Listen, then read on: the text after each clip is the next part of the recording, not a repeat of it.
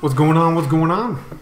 Brutus here, bringing you another Ain't Nobody War recap video, where we had an arranged war versus Archer Outlaws.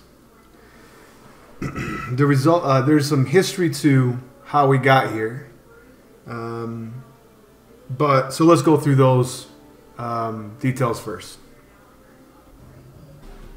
So about 21 days ago, we had asked, or we came to an agreement with Archer Outlaws, or it was more than 21, it's about 4 weeks ago, that we wanted an arranged war. We had a date set and all that good stuff, and then on the day of the actual war, it just didn't happen. We couldn't agree to a time to start, whatever, it didn't happen. So it got canceled at the last moment, right? About an hour later, we spun. You know, it wasn't. We spun and we randomly matched Archer Outlaws after we canceled the arranged war. So it was like we were like, "Woo, arranged war with loot," right? It wasn't an even breakdown, but it wasn't drastic. They had an extra Town Hall 11. That's it. I did a recap on that war. It is on the channel still, and I basically just recapped the war I normally would. It is what it is, right? Apparently didn't like the way I recapped it. There was some shade, you know, I'll just say talking smack, you know, shade, I guess, right? How basically we're not that good. We'll just save the semantics of it all. So long as we wanted to get another arranged war, but you know, we wanted a arranged war, but on equal playing fields, and we just couldn't match. We waited for the CWO Light season roster to come out. We anticipated to be on it. We anticipated they were going to be on it. They are. So they're in CWO Light. We know that they can't hide from us in the league play, so that's what we focused on. But anyway, we did finally get an arranged war. That's what this is. This is an arranged war where the breakdown was 2-6 fill. Or, I'm sorry, 2-7 fill. Hold up. 2-6 fill. Sorry about that. So, 2-6 fill, and can't make excuses about midweek's war because it's midweek for both of us, and all that good stuff. Can't say it's trial players because it's an arranged war. So you got to come with the best. Lots of shit talking. It's the day of. Lots of smack talking. And it's all for good fun. Usually, though, when you do talk smack at a certain level, you eventually got to back it up. So that's what this war it was. It was very personal for us. And the outcome of which was this. Realistically, it was more like 71 to 68. If you ask me, it realistically was probably that. We were just trying to make a statement at the end with an 11-on-11 attempt rather than just getting the easy double. So, respect out to Archer Outlaws. Thanks for the arranged war. Good luck to you guys in the rest of the CWL season. All things said in the past, it is now the past. So, just going to let that sit there for a sec. Yeah. Cool. Let's go ahead and look at the rest of them. Let's go down to number 19. And I'll share with you guys the stats of this war. Okay. So, stats for this war. What were we looking at? It was, well, the breakdown was 2-6-17. And 11-on-11 attempts, we were 0 for 1 right at the very end. Rather than going for adjusting the attacks and trying to get the easy double, they were rock. Their number one base was a base that is Eve Check's base from. It's actually featured on my channel. 6 Flitches versus Dark Looters, the season 2 final 30-minute video. It's about 8. It's one of the last attacks in. So I immediately recognized the base. We have that video to go off of how to 3 it. We had a backup plan to build upon the double attempt that I went for and failed and only got a 1 star on. The opener definitely worked, and we just needed to tweak that. We were ready to go for that, but Wasn't needed in the end, so we decided to go for the 11 on 11. 10 v10s. Ain't Nobody was only 14%, 1 for 7 attempts, compared to their 0%, 0 for 5 attempts. When it comes down to the 9v9s, we'll go to ×2 here because this is this is a sweet freaking Lalo, and I got a few more raids I want to show, so we'll go to ×2 just through this sad part, soft spots right here. So 9v9, we have 15 for 29. Ain't Nobody was 52%, compared to Archer Outlaws was 44%. Both sides struggled on 9v9s. We decided to purposely use our 9s on scouts, but I would say they force dipped at least one base for sure. They force dipped at least one. The rest were by choice, but you know, 54%. It is. I mean, sorry, 52%. It's not very good. 11 v10. So dip percentages for the Town Hall 11s. As we look at Lidu, who went absolutely ape bananas, just ape shit this war. Also got the 10 v10, which is what we were just talking about. He got that 10 v10 on the very end here with his 10 account. And I think he got a beer run as well. There's a lot of that going on. What other number did I have up here? We're going to go up to number 12 to look at some drag attacks. So 11 v10. Ain't Nobody was 100% for their dips, 3 for 3. Remember, the breakdown only having 2 11s each side. And the 4th Town Hall 11 was attempted and failed at a 3-star attempt, 11 v11 at the end. For them, they were 50%, 2 for 4. Some comments, just because I think it's, you know, people should know the comments. Before the war started, a lot of shade being thrown that we struggled on 11s and dips, and I just, you know, the stats are awesome. 10 v9 dip percentages, both sides perfect.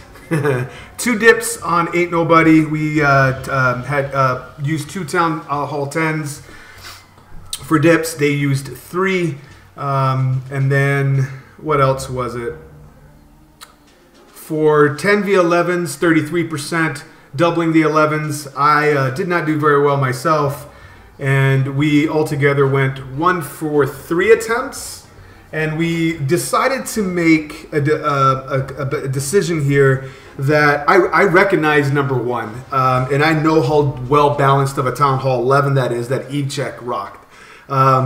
It is hard to gobo. It is wicked hard. I don't have to show it in this video. It's in the final 30-minute video. So just go ahead and go take a look at it. It was being 11 on 11 at the end of that video.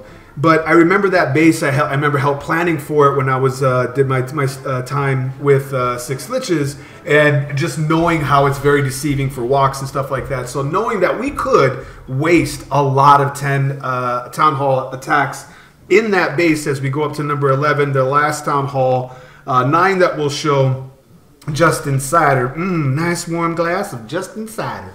But I knew that was going to be potentially an issue. So very early on, we decided don't even just wait. Don't make a second attempt on it. We have the plan that will work with the tweaks of the first plan, and we wanted to keep it there. It already had 1 star. And it could be potentially 11 on 11 target, or if we needed to, we could use the 10. So we strategized early on in the war that way. They also did the same.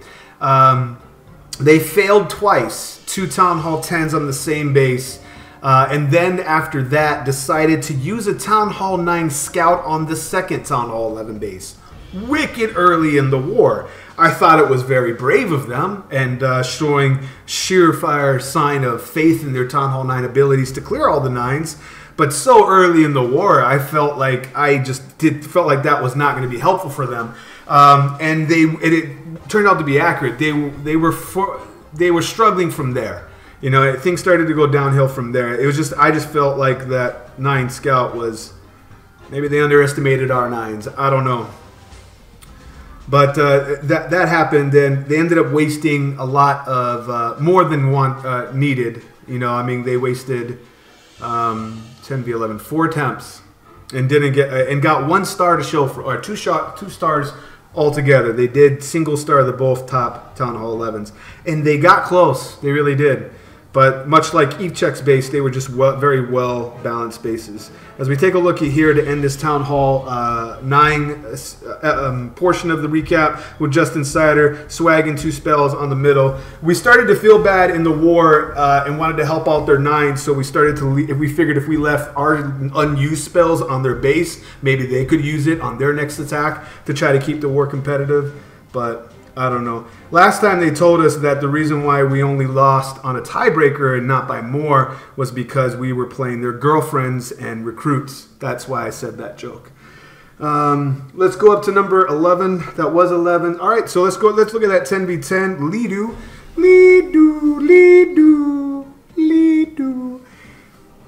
Matt, Lidu. Kalani's laughing. I find it funny too, kid. This was one of the last attacks of the war. It was pretty clutch. Another thing, I don't know who was in charge of ensuring that there was no duplicate bases going on, but Town Hall 10s, there was number 5 and number 6 of this war. Neither got a 10v10, but they were freaking identical. Freaking identical Town Hall 10 bases. Like, oops. I don't know why.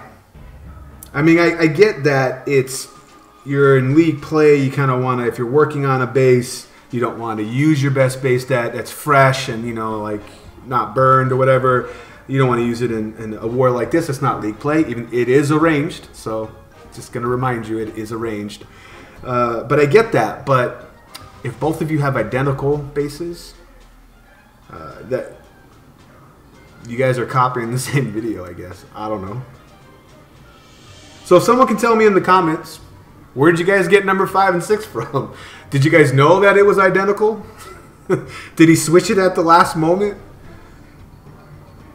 I more so find it sad that we didn't take advantage of that. I mean, if you can get a 10v10 on one of them, you just repeat it for the other one. There's gift wrap baskets right there, right? Yeah, we definitely didn't capitalize on that. As we take a look at the last pack of loons coming in here at a well-placed wizard tower, there was somebody in our clan that did not heal.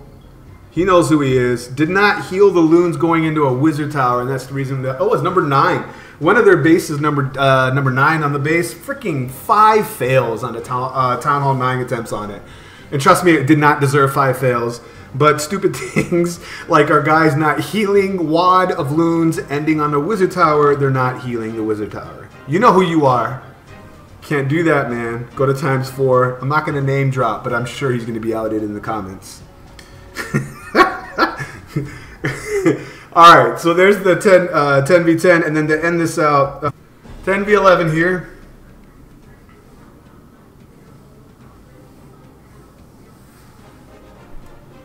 I really liked this attack. I really did, because it's a bolalo. Actually, a go bolalo. So golem escort for the queen to get percent and funneling.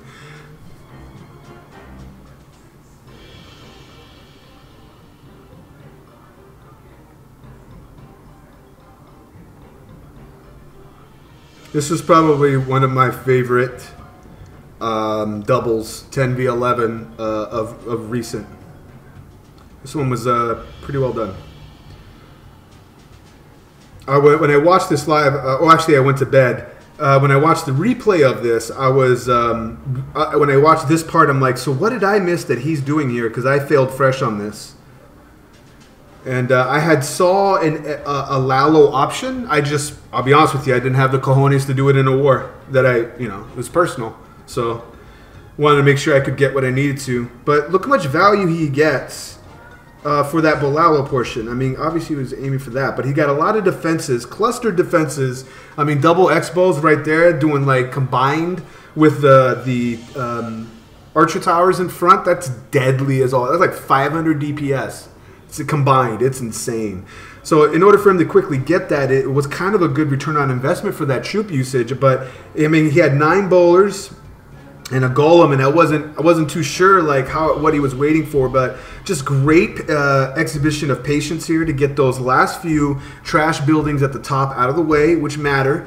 At least part of them did at the top there, so he did that.